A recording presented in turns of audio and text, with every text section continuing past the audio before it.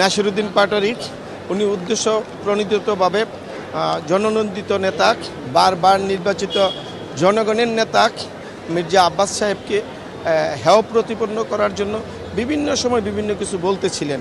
এবং সর্বশেষ আপনারা দেখেছেন যে নিউজ আপনার 969 এবং টিএসটিতে উনি বলেছেন যে উনি নাকি প্রমাণিত চাঁদাবাজ।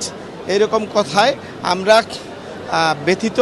এবং রমনা থানার বিএনপির সভাপতি আমার পাশে যিনি দাঁড়িয়ে আছেন মোহাম্মদ আশরাফুল ইসলাম, উনি অনেক পূর্ব থেকেই আব্বাস ভাইয়ের সাথে রাজনীতির সাথে জড়িত, উনি ব্যথিত এবং আমরা সবাই ব্যথিত।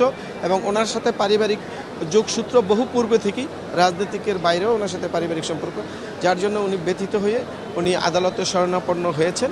এবং ফিরিস্তি যুগে উনি ওইসব নিউজ এবং ভিডিও ফুটেজ পেনড্রাইভের মাধ্যমে বিজ্ঞ আদালতে দাখিল করেছেন। বিজ্ঞ আদালত সব কিছু পর্যালোচনা করেছেন, অনেক সময় নিয়ে উনি পর্যবেক্ষণ করে যখন দেখেছেন যে বাদীর আর্জিতে যা লিখা এটা সপক্ষের ডকুমেন্টসগুলো উনি অ্যানালাইসিস করেছেন, করে দেখে তারপর উনি আসামির বিরুদ্ধে সমন ইস্যু করে মামলা আমলে নিয়ে আসামির বিরুদ্ধে সমন ইস্যু করেছেন। 500 এবং 504 ধারায় সমন ইস্যু করেছেন। 503 ধারা জি, 500 এবং 503 ধারা, 500 এবং 504 ধারায়।